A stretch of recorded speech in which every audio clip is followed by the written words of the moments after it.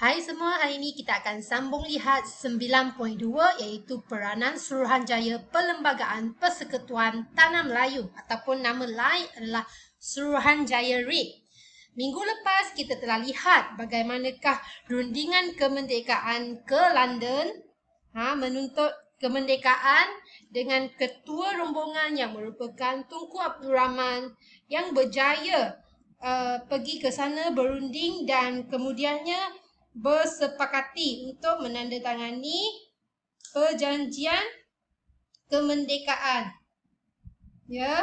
Perjanjian kemerdekaan Tanah Melayu dan pemberian tarikh kemerdekaan adalah tidak lewat daripada 31 Ogos dan akhirnya Tunku kembali dan sambutan yang meriah lah di Melaka. Kita masih ingat lagi kan, di Melaka cikgu tunjuk video tu dan Tunku Abdul Rahman mengumumkan kemerdekaan akan diberikan pada 31 Ogos 1957.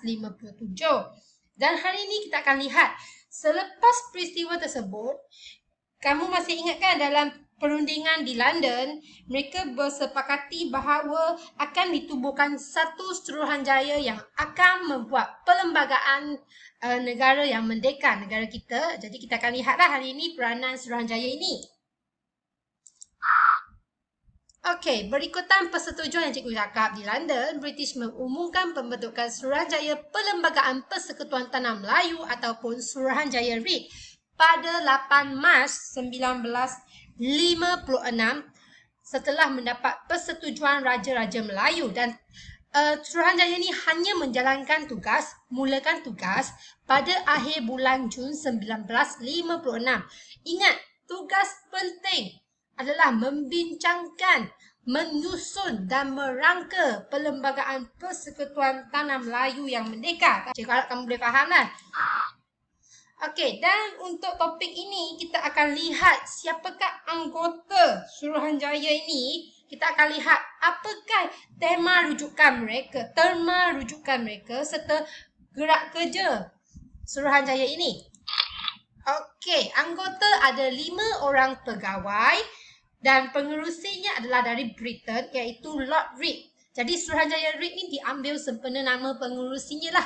Manakala 4 lagi pegawai yang lain adalah dari Britain iaitu Sir William Ivor Jennings, dari Australia Sir William McKell, dari India Hakim B. Malik dan dari Pakistan adalah Hakim Abdul Hamid. Ingat, 5 ini adalah anggota yang memainkan peranan lah dalam membuat perlembagaan bagaimanalah kita akan lihat. Dan anggota Suruhanjaya ini dilantik ini mereka berkongsi latar belakang pengajian yang sama. Maksudnya latar belakang pendidikan mereka samalah dalam bidang undang-undang dan sangat berpengalaman dalam sistem perundangan Commonwealth ni. Sebab dari negara Commonwealth kan pernah dijajah oleh British. Kita panggil Commonwealth ni negara yang pernah dijajah, berada di bawah penjajahan British lah. Jadi mereka mahir lah. Kebanyakan negara Commonwealth ni menggunakan, kita kata, sistem perundangan yang sama lah, iaitu sistem Westminster yang kita telah belajar sebelum ni, iaitu sistem parlimen demokratik lah, lebih kurang macam tu dan lebih kurang mahir dalam bidang ini. Okey, tema rujukan Suruhanjaya ini dalam menjalankan peranan mereka, yang pertama, mereka nak buat perlembagaan ni, mereka akan mereka akan memeriksa aturan perlembagaan yang pernah wujud di seluruh tanah Melayu. Sebab kita ada banyak negeri yang berbeza ni akan berada di bawah Persekutuan Tanah Melayu. Jadi kita kena ambil kira perlembagaan yang pernah wujud di negeri-negeri tertentu dan mengambil kira kedudukan dan martabat Ratu England dan Raja-Raja Melayu. Yang kedua, memberikan cadangan terhadap perlembagaan persekutuan ini sebagai unit tunggal, bebas dan berkerajaan sendiri dalam lingkungan Commonwealth berdasarkan demokrasi berparlimen dengan 2 perundangan. 2 perundangan itu adalah Dewan Rakyat dan Dewan Negara. Yang ketiga, mewujudkan kerajaan pusat yang kuat dan kerajaan negeri juga akan ada autonomi tertentu. Ni kamu kena faham sebab kerajaan pusat ni yang kuat lah, maksudnya dia ada berkuasa kepada kerajaan negeri, tetapi kerajaan negeri masih lagi mempunyai autonomi tertentu. autonomi tertentu ni maksud hak untuk mengurus pentadbiran sendiri lah. Contoh, hak autonomi negeri seperti tanah lah. Kalau negeri mereka ada hak untuk mentadbir dari segi tanah lah. Yang ini kerajaan pusat tak boleh campur tangan. Dan yang keempat, melindungi kedudukan Raja-Raja Melayu sebagai raja berperlembagaan di negeri masing-masing. Yang kelima, mengadakan satu jawatan ketua negara. Dulu tak ada ketua negara kan, masing-masing negeri ada Raja-Raja Melayu kan. Tapi yang ni mereka mencadangkan sebab ada Persekutuan Tanah Melayu, cadangkan kena ada satu ketua negara. Dulu yang dikenali sebagai Yang di-Pertuan Besar dan sekarang dikenali sebagai Yang di-Pertuan Agong. Okey, yang dilantik melalui dari Raja-Raja Melayu tu lah. Dan seterusnya adalah mengadakan satu bentuk kewarganegaraan bagi Persekutuan Tanah Melayu. Okay, kena ada satu bentuk warganegara lah. Tak boleh ada warganegara British ke di Tanah Melayu lah. Kita buat satu saja. Sejenis kewarganegaraan. Dan seterusnya adalah menjaga kedudukan istimewa orang Melayu dan kepentingan sah kaum lain. Ini adalah terma rujukan mereka. Dan apakah tugas Suruhanjaya? Dan tugas kita dah tahu kan peranan mereka tadi, dan kita akan lihatlah tugas dari segi gerak kerja mereka. Okey, gerak kerja mereka nak buat perlembagaan ni bukan mudah. Dia ada banyak step, banyak perkara yang mereka kena fikirkan, mereka kena ambil kisah.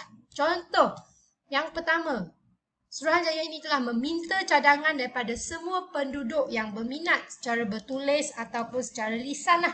Dan Suruhanjaya ini telah menerima memorandum bertulis daripada pelbagai pihak untuk diteliti. Dan kamu kena tahu bahawa kita telah ada 131 memorandum yang diterima lah mereka dari pelbagai pihak lah. Parti ke, daripada parti perikatan, daripada parti pembangkang, daripada orang biasa, semua berminat nak bagi cadangan dalam pembentukan perlembagaan ni. Mereka boleh tulis memorandum dan hantar. Jadi sepanjang ni telah terimalah 131 memorandum ni. Dan yang kedua, mereka meneliti kedudukan perlembagaan. Yang tadi lah, kena meneliti perlembagaan bagi negeri dalam persekutuan. Mereka kena menghadap Raja-Raja Melayu, mereka kena hadap Menteri Besar, penasihat British dan pegawai negeri lah. Mereka kena mesyuarat dan melawat negeri Melayu serta negeri-negeri Selat lah untuk membincangkan perlembagaan ini. Dan yang ketiga adalah mereka telah mengadakan sebanyak 118 perjumpaan, persidangan untuk membincangkan berbagai isu lah. Dan 118 perjumpaan ni diadakan dari bulan Jun sahaja hingga bulan Oktober. Tengok berapa bulan saja mereka telah mengadakan hampir 118 perjumpaan semata-mata nak kaji, nak buat laporan serta nak buat cadangan untuk membentuk sebuah perlembagaan merdeka lah, negara merdeka. Jadi kita boleh lihatlah peranan ni bukan mudah. Jadi Suruhanjaya Perlembagaan Persekutuan ni mereka telah berunding dengan pelbagai pihak dan mereka juga menyuarakan idea dan pandangan lah bagi membentuk sebuah negara merdeka yang sejahtera. Dan sikap prihatin dan terbuka yang berterusan ini dizahirkan dalam pengubalan perlembagaan negara yang merdeka. Jadi kita boleh lihatlah perlunya perundingan, perlunya berbagai pihak untuk menyuarakan idea dan pandangan lah, supaya rasa idea tersebut boleh digunakan, rasa tak puas hati pun boleh disuarakan, dan semua ni kita selesaikan bersama-sama. Dan sikap prihatin ini dan sikap keterbukaan inilah telah menghasilkan pengubalan perlembagaan negara yang merdeka yang ada sehingga hari inilah.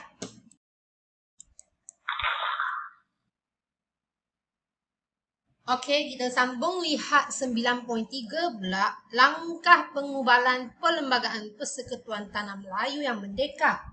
Tadi kita telah lihatlah betapa bukan mudahlah peranan Suruhanjaya ini, dan kita akan lihat langkah sehingga berjaya mengubah satu perlembagaan Persekutuan Tanah Melayu lah. Dan beberapa langkah lah diambil oleh Suruhanjaya perlembagaan ini. Antaranya termasuklah kita lihat tadi, mereka mendapatkan memorandum daripada pelbagai pihak, mereka mengadakan rundingan dan akhirnya mereka berjaya merangka satu draft perlembagaan lah. Okey, kita akan lihat 7 langkah dalam pengubalan perlembagaan ini. Yang pertama tadi kita tengok sebanyak 131 memorandum bertulis diterima daripada pelbagai pihak lah, seperti pihak Raja-Raja Melayu, parti politik, badan awam, orang perseorangan, dan memorandum yang diberikan ataupun diterima ini merupakan cadangan yang diberikan berkaitan dengan corak pentadbiran, kewarganegaraan dan kedudukan istimewa orang Melayu, bahasa serta pendidikan lah. Dan kita akan lihat memorandum daripada pihak Raja-Raja Melayu, apakah yang dicadangkan oleh Raja-Raja Melayu. Mereka baginda mencadangkan supaya Persekutuan Yang Merdeka ni mempunyai seorang ketua negara yang dikenali sebagai Yang di-Pertuan Agong. Dan Yang di-Pertuan Agong ni mesti dipilih oleh Raja-Raja Melayu berdasarkan kekanaan. Apa itu kekanaan? Okay, kekanaan ni adalah macam kita bermaksud macam seniority lah. Seniority ni dari segi umur ataupun tempoh sultan tersebut memegang jawatan di negeri mereka lah. Kita pilih berdasarkan siapa yang berpengalaman dan dari segi usia lah. Okey, dan tempoh jawatan yang dicadangkan adalah 5 tahun lah. Kita tahu kan, yang di-Pertuan Agong sekarang pun mereka pegang jawatan ketua negara 5 tahun, dan yang di-Pertuan Agong yang memegang jawatan boleh letak jawatan tetapi dengan persetujuan Majlis Raja-Raja. Masih ingat kan yang di-Pertuan Agong yang sebelum ni, iaitu Sultan Kelantan yang memegang jawatan tidak sampai tempoh 5 tahun lah, tetapi nak letak jawatan boleh. Jadi tapi kena ada persetujuan Majlis Raja-Raja. Dan Raja-Raja Melayu ni bertanggungjawab lah melindungi kedudukan istimewa orang Melayu. Ini peranan lah, melindungi kedudukan istimewa orang Melayu serta kepentingan sah kaum lain. Okey, manakala memorandum daripada parti politik dan juga pihak awam lah. Kalau dari parti politik mereka dan orang awam ni, mereka menyuarakan memorandum berkaitan dengan soal kerakyatan lah, soal nak memberi kewarganegaraan. Yang kedua, mereka menyoal dari segi bahasa dan pendidikan. Ini adalah isu-isu yang sensitif yang perlu diselesaikan. Okey, dan parti perikatan ni mereka telah menyuarakan cadangan memorandum yang bernama Testament Amanah Politik Perikatan. Kita tahu kan, bukan parti perikatan ni terdiri daripada tiga kaum besar lah. Ada parti perikatan UMNO, Parti UMNO, Parti MCA, Parti MIC. Nak ada satu cadangan yang kita kata semua setuju bukan mudah. Jadi kita boleh lihatlah semasa menyediakan memorandum ni terdapat banyak perbezaan pandangan, terutamanya tentang isu jus soli lah. Kamu masih ingat kan isu jus soli dalam Malayan Union? Bab Malayan Union iaitu memberikan tahap hak kerakyatan berdasarkan tempat kelahiran lah. Yang ni sampai sampai sekarang lah, dari Malayan Union sehingga sekarang tak selesai-selesai lagi sebab mereka ada pelbagai pandangan lah. Sebab contohnya pihak dalam UMNO, terdapat beberapa pihak yang menolak pemberian kewarganegaraan jus soli sebab dia mengatakan tidak menguntungkan orang Melayu tetapi menguntungkan pihak imigran lah, sebab dengan mudah boleh mendapatkan kerakyatan. Dan Dewan Perniagaan Melayu pula memohon untuk mengetatkan soal kewarganegaraan. Manakala Persatuan Dewan Perniagaan Cina Semalaya pula mengesa Suruhanjaya ini membuat peruntukan. Ini adalah parti politik yang lain, badan-badan yang lain. Kalau orang Melayu, mereka mohon untuk ketatkanlah. Manakala kalau Dewan Perniagaan Cina ni meminta kewarganegaraan menerusi kelahiran, dan orang India pula menuntut kedudukan kewarganegaraan mereka diteliti dan masyarakat Serani mahu hak mereka dipertahankan. Jadi banyaklah pandangan-pandangan, seorang kata kena ketatkan, seorang kata kena beri menerusi kelahiran. Tapi jadi ini adalah satu cabaran lah yang perlu diteliti oleh Suruhanjaya ini. untuk selesaikan isu soal kerakyatan. Kalau tak selesaikan isu ni, pihak British ni tidak akan berikan kemerdekaan dengan mudah lah. Jadi kena berlaku tolak ansur, tolak talik dan akhirnya persetujuan diterima lah. Okey, dan yang kedua adalah dari segi bahasa dan pendidikan, di mana memorandum daripada MCA menuntut semua sekolah yang ada ni, contohnya daripada aliran Inggeris ataupun vernacular ni perlu diteruskan, dan memorandum ini juga mencadangkan semua sekolah kebangsaan perlu menguasai bahasa Inggeris, bahasa Melayu, bahasa Cina dan Tamil lah. Banyak bahasa kena pelajari. Ini adalah cadangan yang diberikan kepada Suruhanjaya lah. Dan yang kedua, selepas meneliti memorandum, selepas berbincang, berunding, mesyuarat semua tu, akhirnya Suruhanjaya Perlembagaan Persekutuan Tanah Melayu ni telah mengeluarkan draft perlembagaan. Draft perlembagaan ni macam satu cadangan pembentukan yang belum diluluskan lah. Okay. Jadi cadangan draft ni dia mengatakan bahawa akan meneruskan sistem kerajaan persekutuan dengan negeri mempunyai kuasa tertentu lah. Yang kedua, sistem kewarganegaraan berasaskan jus soli kepada semua yang lahir di Tanah Melayu. Mereka setuju untuk berikan taraf kerakyatan berdasarkan tempat lahir lah. Yang ketiga, kedudukan istimewa orang Melayu masih diteruskan. Yang keempat, raja-raja diterima tapi dengan konsep raja berperlembagaan. Maksudnya kalau dulu raja mutlak, raja bebas, tapi sekarang ni raja ni kuasa terhad dan merupakan simbolik, dan kuasanya terhad oleh perlembagaan negara lah. Dan seorang yang di-Pertuan Agong dipilihlah bagi Persekutuan Tanah Melayu ni, dan parlimen dengan dua majlis mesyuarat iaitu Dewan Negara dan Dewan Rakyat dibentuk. Parlimen tahu kan tempat membuat undang-undang kan. Jadi seperti hari inilah ada Dewan Negara, Dewan Rakyat. Yang ni dibentuk. Okey, yang ketiga, selepas mengeluarkan draft, kita boleh lihatlah pelbagai reaksi daripada pelbagai pihak terhadap draft ini. Contoh, kita boleh bagikan kepada reaksi UMNO, reaksi PAS, reaksi Datuk On, serta reaksi daripada kumpulan kaum Cina dan kaum India lah. Kalau UMNO, mereka tidak bersetuju lah dengan konsep jus soli kerana mereka bimbang kedudukan istimewa orang Melayu akan tergugat sebab konsep jus soli ni terlalu longgar. Dengan mudah saja boleh dapat taraf kerakyatan. Dan yang kedua, mereka mengatakan dalam perlembagaan tu mesti agama Islam mesti diakui sebagai agama rasmi dan bahasa Melayu perlu dijadikan sebagai bahasa rasmi. Manakala dari parti PAS pula mengkritik soal kewarganegaraan yang dianggap tidak menjaga kepentingan orang Melayu dan mahu kedudukan agama Islam ni menjadi asas pemerintahan negara, dan sama juga menuntut bahasa Melayu dijadikan bahasa rasmi. Dari Datuk On pula yang mewakili parti negara, mereka menolak syarat kewarganegaraan yang terlalu longgar. Kalau jus soli ni terlalu longgar, dan hal ini telah mendorong parti negara PAS, parti rakyat ni pihak pembangkang ni mengadakan kongres pada 4 Mei 1957 hingga 7 Mei 1957 untuk bincangkan draft perlembagaan ni. Dan terdapat juga sebahagian, yang ni adalah kaum Cina dan kaum India.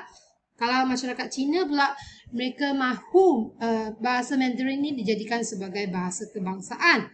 Manakala MIC pula mahukan syarat kewarganegaraan dan penggunaan bahasa Tamil ni perlu diberikan perhatian. Okey, bincang-bincang, kita lihatlah reaksi yang kita bagikan kepada 4. Okey, dan akhirnya pada 9 Mei 1957, 4 tokoh ni berlepas sekali lagi ke London untuk bincangkan dengan kerajaan British tentang isu kewarganegaraan ni dan beberapa isu yang belum dimuktamadkan lagi. Dan siapakah tokoh yang pergi ni? Kena ingat ada 4. Jangan tertukar dengan ahli yang pergi ke dalam rombongan kemerdekaan tu. Yang ni 4 orang yang berbeza, tetapi dua orang masih samalah, Tunku Abdul Rahman, Datuk Abdul Razak Hussein. Yang ni Ong Yok Lin dan Witi Sabantan. Mereka pergi bincang pasal draft, pasal perlembagaan yang belum selesai ni lah, dan telah membawa kepada perubahan dan pindaan dalam draft ni lah. Akhirnya setuju. Jadi hasil pindaan ni disembah dan mendapat perkenan dan dibincangkan dalam Majlis Raja-Raja lah. Dan seterusnya draft ini dibawa ke Majlis Perundangan Persekutuan lah untuk dibentangkan. Ni kita kata bawa pergi bahas lah dalam Majlis Perundangan Persekutuan MPP tu, Parlimen lah. Bincang, bahas pada 10 Julai hingga 11 Julai. Pergi bahas. Akhirnya draft Perlembagaan Persekutuan Tanah Melayu ni diluluskan oleh Parlimen British di London dan juga diluluskan dalam Majlis Perundangan Persekutuan pada 27 Ogos baru lulus. Nak merdeka 31 Ogos, 27 baru lulus. Dan akhirnya dengan lulusnya undang-undang ini, maka Perlembagaan Persekutuan Tanah Melayu 1957 berkuat kuasa secara rasminya pada 31 Ogos 1957. Jadi kita boleh lihatlah, toleransi antara kaum ni telah membolehkan negara kita mencapai kemerdekaan tanpa pertumpahan darah kan. Nampak kan betapa bertoleransi lah kaum-kaum ni. Dan kejayaan pengubalan perlembagaan ini telah membuktikan bahawa pemuafakatan mampu membawa kepada kestabilan negara. Tengok, walaupun kita tak puas hati dari segi memberi kerakyatan, tapi bincang-bincang, boleh toleransi, boleh kata terbuka menerima pandangan pelbagai pihak. Okey, akhirnya membawa kepada persetujuan lah. Dan sikap keterbukaan menerima pandangan pelbagai pihak ni perlu dipertahankanlah agar negara kekal maju dan harmoni. Semua pandangan pelbagai kaum kita kena ambil kita kata kena ambil tahulah. Kita perlu terima, kita perlu berbincang supaya negara kekal maju dan harmoni. Bukan mudah lah nak buat satu perlembagaan sebab kita ada pelbagai kaum pada masa tersebut. Perlulah kita kata saling toleransi, saling patuhi. Nak beri kemerdekaan British ni dia susah lah sebab dia sendiri pun tak boleh selesaikan isu nak beri tahap kerakyatan ni. Jadi kita boleh lihatlah pelbagai kaum bincang-bincang boleh selesaikan isu yang susah ni. Jadi kita lihatlah perpaduan kaum sangat penting untuk negara kita supaya negara kekal maju dan harmoni. Ingat ya semua, kena ada perpaduan kaum. Jadi sekian saja. Terima kasih. Minggu depan kita akan lihat Perjanjian Persekutuan Tanah Melayu. Sebab dah ada perlembagaan, kita lihatlah Perjanjian Persekutuan Tanah Melayu yang membawa negara kita ke arah kemerdekaan.